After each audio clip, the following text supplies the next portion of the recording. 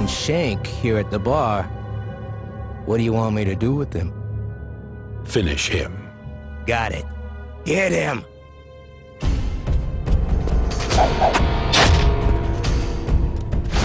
It's bloody, it's brutal, and it's surprisingly beautiful. It's Shank for the Xbox 360's Live Arcade, and if you're a fan of the sleazy and sordid exploits of old grindhouse cinema, you'll probably be a fan of Shank.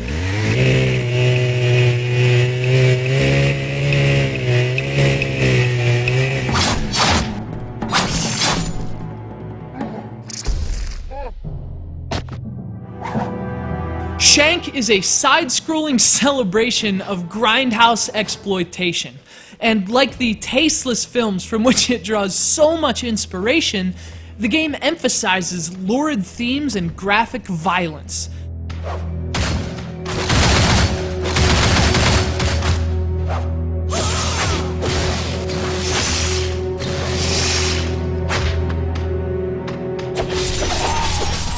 But one of the most interesting things about Shank is where it deviates from those grindhouse traits. True exploitation films never concerned themselves with artistic quality. The medium was always subservient to the shock value. But Shank breaks from that paradigm in one very obvious way.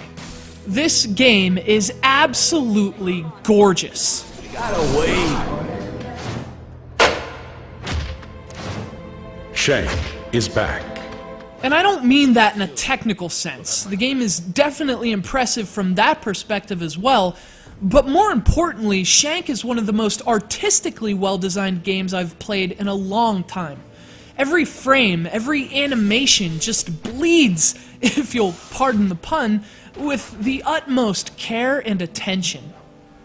Of course, considering that this game was designed and animated not by game developers, but by veteran artists and animators, it should come as no surprise that Shank animates more like a modern cartoon than a downloadable video game. In a way, Shank breaks new grindhouse ground. Cartoonsploitation.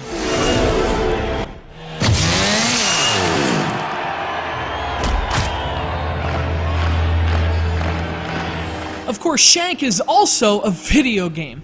More specifically, it's a side-scrolling beat-em-up in the most classic sense. Shank borrows from the genre's earliest games, such as Ninja Gaiden, while also implementing a combo-driven combat system very reminiscent of modern games like Devil May Cry. The result is a game that applies a modern twist to an old formula, but without sacrificing those traditional sensibilities. Shank is very much as difficult as it is beautiful, but the combat is also surprisingly deep.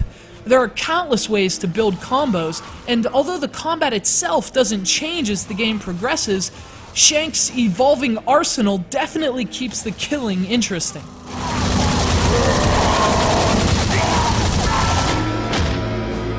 Of course, Shank isn't without its flaws. As with many games of this nature, combat does become a bit repetitive after a while, especially considering that it doesn't really evolve across the game's 3 or 4 hours. Which is a problem itself. This is a very short game, and the difficulty also takes a few uneven spikes. So if you're not dissuaded by Shank's utter irreverence, keep in mind you'll definitely be at risk for some frustration and potential controller throwing.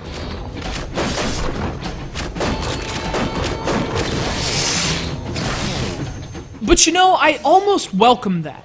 I mean, these days we're sort of conditioned to think any game that frustrates us is inherently flawed. And although Shank is certainly frustrating at times for both difficulty and some questionable game design, it also reminds me of those bygone days when video games were supposed to be hard, when they were supposed to make you want to pull your hair out, and to feel that again is actually a refreshing change of pace. Shank is far from perfect, but it follows in the bloody footsteps of movies that were never meant to be. It's a short and often infuriating visceral thrill, a game that's flaws can't manage to slash the throat of its fun. Indeed, if you're at all interested in what a Robert Rodriguez-directed episode of Samurai Jack would be like, Shank is your ridiculously violent answer.